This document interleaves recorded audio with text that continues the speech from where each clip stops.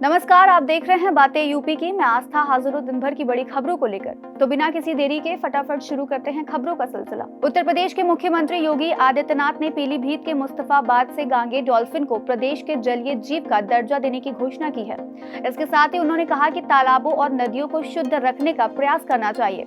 गांगे dolphin प्रदेश में गंगा, यमुना, चंबल, घाघरा, राप्ती, गेरुआ आदि नदियों में पाई जाती हैं। एक अनुमान के मुताबिक राज्य में डॉल्फिन की संख्या लगभग 2000 है। सीएम योगी ने कहा कि वन्य जीव को लेकर किस प्रकार का व्यवहार होना चाहिए, इसका प्रशिक्षण यहाँ के लोगों को दिया जाना चाहिए। चारबाग रेलवे स्टेशन पर यात्रियों को फिर से सस्ता मिनरल वाटर उपलब्ध होगा। उत्तर रेलवे प्रशासन 15 वाटर वेंडिंग मशीनें स्टेशन पर लगाने जा रहा है। बिना बोतल इन मशीनों से यात्रियों को 2 रुपए में 300 ml मिनरल वाटर मिलेगा। बोतल लेने पर 3 रुपए देना पड़ेगा। रेलवे ने रेट लिस्ट जारी कर दी है। 1 सप्ताह में ये सुविधा शुरू हो जाएगी। जीएसटी लागू होने के बाद काडर पुनर्गठन का इंतजार खत्म होने वाला है। राज्य कर विभाग में पहली बार स्पेशल कमिश्नर का पद सृजित हो सकता है। मंडल आयुक्त की तर्ज पर स्पेशल कमिश्नर मंडल स्तर पर जीएसटी के प्रमुख होंगे। जीएसटी लागू होने के बाद काडर पुनर्गठन का खाका आईआईएम लखनऊ ने तैयार किया था। बाद में विभागीय स्तर पर इसमें कुछ संशोधन किए गए। इसके मुताबिक पूरे प्रदेश में 18 स्पेशल कमिश्नर होंगे।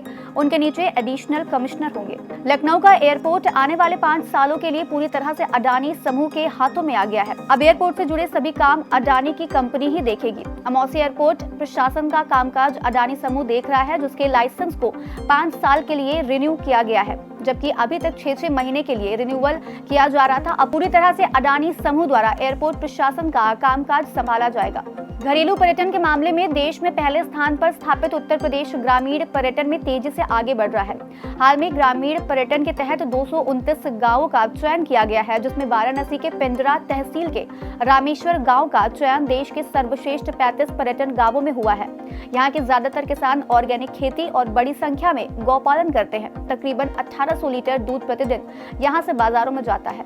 यूपी पुलिस भर्ती बोर्ड ने पुलिस विभाग के 67,000 पदों पर होने वाली भर्ती प्रक्रिया में एक बड़ा बदलाव किया है। बोर्ड अब इन पदों पर यूपीपीएससी की तरह 1 टाइम रजिस्ट्रेशन की सुविधा शुरू कर रहा है। भर्ती में ये सुविधा शुरू होने से अभ्यर्थियों को अलग अलग पदों के लिए एक ही बार आवेदन करना होगा। यही नहीं, अभ्यर्थियों को अपना फोटो, हस्ताक्षर भी केवल एक ही बार अपलोड करना पड़ेगा। इससे पहले उन्हें हर पद की भर्ती पर अलग अलग आवेदन करना पड़ता था। ये व्यवस्था बनाने के लिए बोर्ड ने कंपनियों से प्रस्ताव मांगा है। देश के 223 शहरों की सूची में मेरठ सबसे प्रदूषित शहरों में नंबर 1 पर है।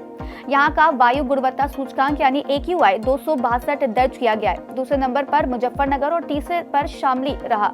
अभी आने वाले दिनों में AQI और भी बढ़ सकता है। यूपी के फिरोजाबाद जिले के वन विभाग द्वारा विलुप्त हो रहे प्रजातियों को बचाने के लिए लगातार अभियान चलाया जा रहा है, जिसमें वन विभाग को सफलता हासिल हुई है। फिरोजाबाद के काले हिरण और सारस की प्रजातियों की संख्या लगातार कम हो रही थी, लेकिन अब काले हिरण और सारस की विलुप्त होने वाली प्रजातियों की संख्या में वृद्धि पाई गई है। बता दें कि फिरोजाबाद में कल हिरण की संख्या 50 से बढ़कर 100 के पार पहुंच गई, तो वहीं सारस की संख्या 250 के पार है।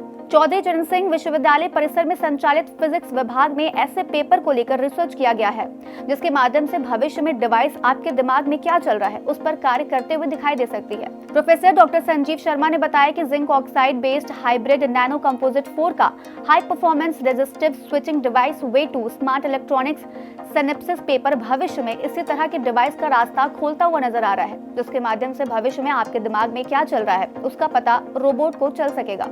विश्व कप के आगाज के साथ ही भारत पाकिस्तान के बीच मुकाबले को लेकर क्रिकेट प्रेमियों का जोश बढ़ता जा रहा है। गुजरात में होने वाले इस हाई वोल्टेज मुकाबले के लिए राजधानी के कान्हा स्टेडियम में खास इंतजाम किए गए हैं।